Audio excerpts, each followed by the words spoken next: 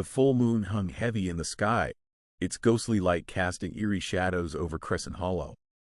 I had always loved this small, quiet town nestled between rolling hills and dense woods. The serenity was my escape from the chaos of the city, a place where I could find solace and peace. But that night, the moonlit tranquility was shattered, replaced by a terror I couldn't have imagined in my worst nightmares. It began with a feeling of unease.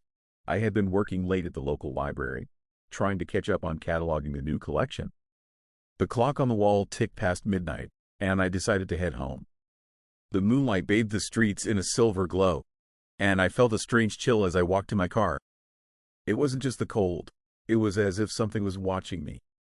As I drove through the winding roads towards my small cottage on the outskirts of town, I noticed that the forest seemed darker than usual. The trees, usually so full of life, stood silent and foreboding. I shook off the feeling and pulled into the driveway, the headlights briefly illuminating the overgrown yard and the weather-beaten facade of my home. I entered the house, locked the door behind me, and went through my usual evening routine. The scratching started almost immediately, a faint, rhythmic noise coming from somewhere outside. I tried to ignore it, attributing it to a stray animal or perhaps a loose branch scraping against the house. But the scratching grew louder, more insistent, until it became a relentless scratching and clawing. Heart pounding, I approached the window and peered out. The moonlight illuminated the yard, revealing nothing but shadows and the dark outline of the forest. The scratching persisted, now accompanied by low, guttural growls. Panic surged through me as I realized that whatever was out there was not just an animal. It was something far more sinister. I grabbed a flashlight and a kitchen knife, my hands trembling. The growls grew louder, more distinct. It was as if the creature was getting closer, its presence palpable. I could almost hear the heavy, ragged breathing on the other side of the door. With a deep breath, I opened the door just a crack. The sight that met my eyes made my blood run cold. Standing at the edge of the forest was a massive, nightmarish creature. Its fur was a matted black, streaked with silver, and its eyes glowed a sickly yellow. The beast was huge, its muscles rippling under its shaggy pelt, and its teeth were long, sharp, and dripping with something dark. The creature let out a spine-chilling howl that echoed through the night, a sound that seemed to vibrate through my bones. I slammed the door shut, but the howls continued, growing more frantic. The scratching at the door turned into violent pounding, as if the creature was trying to break in. Desperation took hold. I knew I had to find a way to escape or defend myself. I searched for anything that might help, a baseball bat, a crowbar, anything. My mind raced with possible escape routes, but every option seemed fraught with danger. The pounding stopped suddenly, replaced by an eerie silence. I pressed my ear to the door, listening for any signs of movement.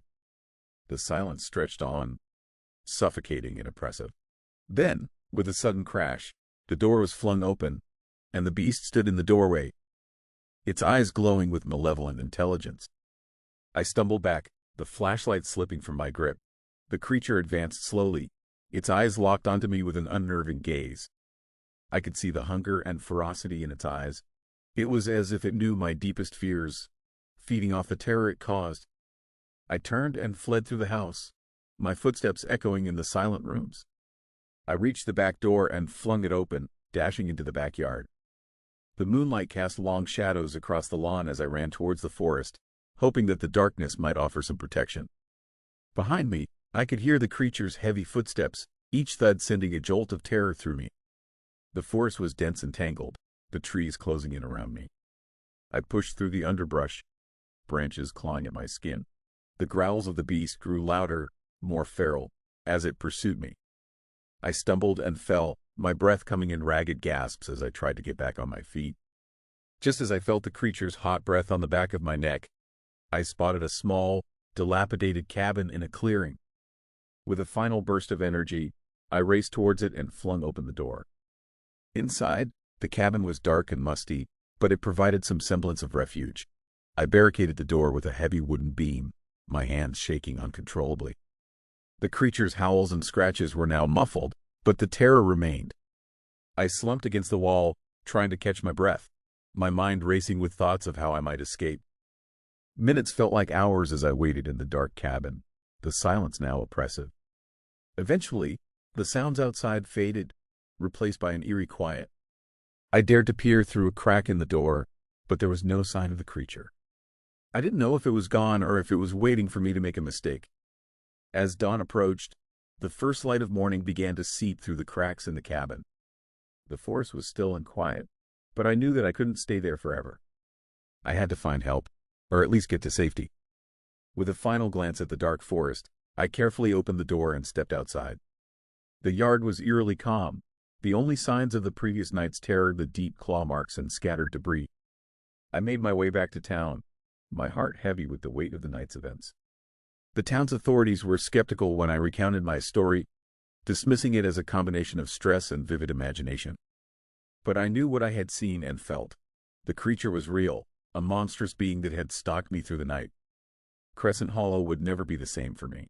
The moonlit serenity of the town now held a darker edge, a reminder of the nightmare that lurked in the shadows.